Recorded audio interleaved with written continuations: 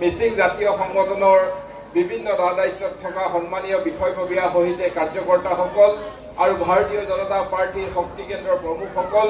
গোটৰ সন্মানীয় সভাপতিকে ধৰি বিভিন্ন দায়িত্বত থকা কাৰ্যকৰ্তাসকল আৰু ডিমৰগুৰি গাঁও পঞ্চায়তৰ আমাৰ মিত্ৰ দলৰ উমৈহতীয়া নিৰ্বাচনী পৰিচালনা সমিতিৰ সন্মানীয় সদস্যসকল আৰু পৰম শ্ৰদ্ধাভাজন ৰাইজ, জয়তে আপোনালোক সকলোকে মই আন্তৰিক শ্ৰদ্ধা আৰু শুভেচ্ছা জ্ঞাপন কৰিছোঁ। আৰু আপোনালোক যোৱা বিধানসভা নিৰ্বাচনত অশেষ পৰিশ্ৰম আৰু কষ্ট ত্যাগ কৰি এই আবাহজনক 50,000তকৈ অধিক ভোটত বিজয়ী কৰাৰ ক্ষেত্ৰত যিখিনি আপোনালোকে পদক্ষেপ গ্ৰহণ কৰিছে, তাৰ বাবে আমি ডিমৰগুৰি গাঁও পঞ্চায়তৰ সকলো ৰাইজক আমি তিনিওটি দলৰ নেতৃত্ববৃন্দৰ লগতে আমি আপোনালোকক সকলোকে আন্তৰিক কৃতজ্ঞতা জ্ঞাপন কৰোৱাৰ লগতে আমাৰ হৃদয়ৰ গভীৰ কোণৰ পৰা আপোনালোকক সকলোকে আমি সেৱা জনাইছোঁ। শ্ৰদ্ধা ৰাইজ, এই নিৰ্বাচনত ঢকুৱাখানা ৰাইজে বিশেষকৈ লখিমপুৰত, আমি লখিমপুৰ জিলাখনৰ ভিতৰতেই কোনো দিনাখনে কোনো এজন প্ৰতিনিধিকেই আমি 50,000তকৈ অধিক ভোটত জয়ী কৰাৰ নজিৰ নাছিলে, কিন্তু এইবাৰ ঢকুৱাখানা ৰাইজে ঐক্যবদ্ধভাৱে আমি এইবাৰ এই নিৰ্বাচনটোত সকলোৱে খুব সুন্দৰভাৱে অংশগ্ৰহণ কৰাৰ বাবে এইখিনি আজি সম্ভৱ হ'ল। আৰু এই ভাৰতীয় জনতা পাৰ্টি, অসম গণ পৰিষদ, মিচিং জাতীয় সংগঠন আৰু আমাৰ শুভাকাংক্ষী ৰাইজ আৰু উন্নয়নমুখী চিন্তা চৰ্চাৰ ৰাইজৰ সহযোগত আমি যে সকলোৱে ঐক্যবদ্ধভাৱে মিলা প্ৰীতিৰে হাতত ধৰি যদি আগবাঢ়ি যাওঁ, তেতিয়া অসম্ভৱ কামকো যে সম্ভৱ কৰিব পাৰি, এই কথাকে এইবাৰ এই নিৰ্বাচনে প্ৰমাণ কৰিলে। আৰু সমগ্ৰ অসমৰ যি নিৰ্বাচনী ফলাফল আপোনালোকে সকলোৱে জানে, 126টা বিধানসভা সমষ্টিৰ ভিতৰত এইবাৰ অসমৰ ইতিহাস গঢ়ি 102টা আসন এইবাৰ আমি ভাৰতীয় জনতা পাৰ্টিৰ নেতৃত্বাধীন আমাৰ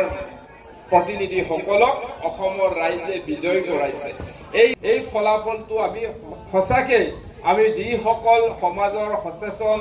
বিভিন্ন দল সংগঠন দায়িত্বত থকা ব্যক্তিসকলে খুব সূক্ষ্মভাৱে চিন্তা কৰাৰ এটা বিষয়। এই যিখিনি আমাৰ অসমৰ ৰাইজে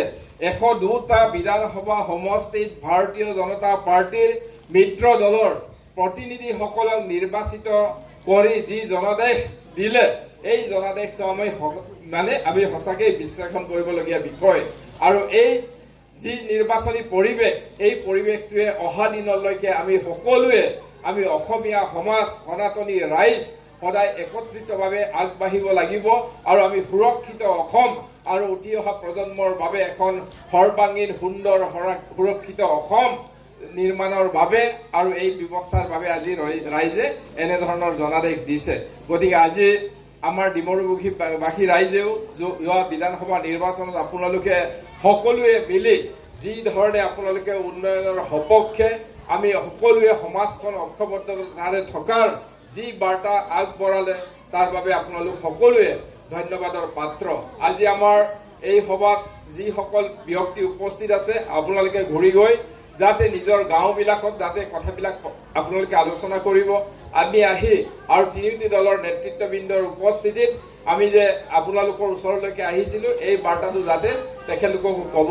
মাননীয় মুখ্যমন্ত্ৰী ডাঙৰীয়াই যোৱা 4 দিন আগত শপত গ্ৰহণৰ পিছতেই আমি অহা 21 তাৰিখৰ দিনাখন আমাৰ অসম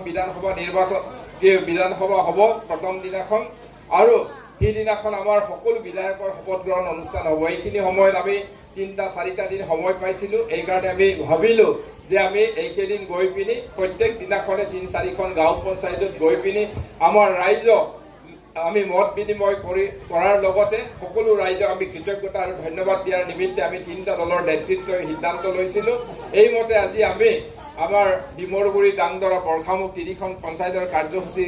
গ্ৰহণ কৰিছিলোঁ। আৰু আজি আমাৰ সুন্দৰভাৱে আমাৰ ডিমৰগুৰি গাঁও পঞ্চায়তৰ ৰাইজৰ উপস্থিতিত আমাৰ ইয়াত নিৰ্বাচনী পৰিচালনা সমিতি, আমাৰ তিনিওটি দলৰ কাৰ্যকৰ্তাসকলৰ উদ্যোগত খুব সুন্দৰভাৱে এই সভাখন আহ্বান কৰিছিলে আৰু আপোনালোক সকলোৱে উপস্থিত হৈ আমাক আশীৰ্বাদ দিবৰ বাবে ইয়াত উপস্থিত হৈছে। মই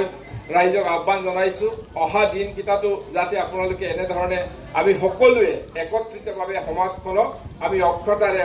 মৰম, মিলা প্ৰীতি সকলোৱে হাতে হাতত ধৰি আমি আগবাঢ়ি যাব লাগিব আৰু ভাৰতীয় জনতা পাৰ্টিৰ চৰকাৰখনে মাননীয় প্ৰধানমন্ত্ৰী নৰেন্দ্ৰ মোদী ডাঙৰীয়া আৰু অসমৰ আমাৰ জনপ্ৰিয় মুখ্যমন্ত্ৰী ডক্টৰ হিমন্ত বিশ্ব শৰ্মা ডাঙৰীয়াৰ নেতৃত্বত আমি 31 দফীয়া সংকল্প পত্ৰ যোৱা বিধানসভা নিৰ্বাচনত আমি ৰাইজৰ ওচৰত প্ৰকাশ কৰিছিলোঁ আৰু অহা 5টা বছৰ আমি 31টা সংকল্প পত্ৰৰ আধাৰতেই আমি জনসাধাৰণৰ হিতৰ বাবে উন্নয়নৰ বাবে কাম কৰিম বুলি আমি সংকল্প লৈছোঁ আৰু এইখিনি কৰিবলৈ যাওঁতে আপোনালোকে আমাৰ লগত সদায় সহযোগিতা আৰু পৰামৰ্শৰে আমি আগবাঢ়িব লাগিব তেতিয়াহে আমি এইখিনি কাম ৰূপায়িত কৰিব পাৰিম আৰু আমি আপোনালোকৰ প্ৰতিনিধি হিচাপে এই কথাখিনিও আমি প্ৰতিশ্ৰুতি দিছোঁ যাতে আপোনালোকে যি আস্থা বিশ্বাস আৰু মৰমেৰে আমাক দায়িত্ব প্ৰদান কৰিছে অহা 5টা বছৰত এই কামখিনি কৰাত কোনো প্ৰতিশ্ৰুতি নকৰোঁ বুলি আমি আপোনালোকক প্ৰতিশ্ৰুতি দিছোঁ আৰু আপোনালোকে সহযোগ কৰিব আৰু কিবা দেখিলে আপোনালোকে আঙুলিয়াই দিব আমি নিশ্চিতকে আমাৰ এই ঢকুৱাখানা সমষ্টিক অহা 5টা বছৰত আমি যিমানখিনি পাৰি আৰু আগবঢ়াই লৈ যোৱাৰ বাবে আমি প্ৰয়াস কৰিম আৰু আপোনালোকে আশীৰ্বাদ কৰিব আৰু পুনৰ যোৱা নিৰ্বাচনৰ যিখিনি আপোনালোকে ৰদে বৰষুণে বোকা পানী গছকি আমাক যি ধৰণে পৰিশ্ৰমৰ জৰিয়তে আমাক আশীৰ্বাদ প্ৰদান কৰিলে তাৰ বাবে পুনৰ মই ডিমৰুগুৰিবাসী ৰাইজক সকলোকে পুনৰ সেৱা জনাই মোৰ আন্তৰিক কৃতজ্ঞতা জ্ঞাপন কৰি মোৰ চমু বক্তব্য সামৰিছোঁ ধন্যবাদ।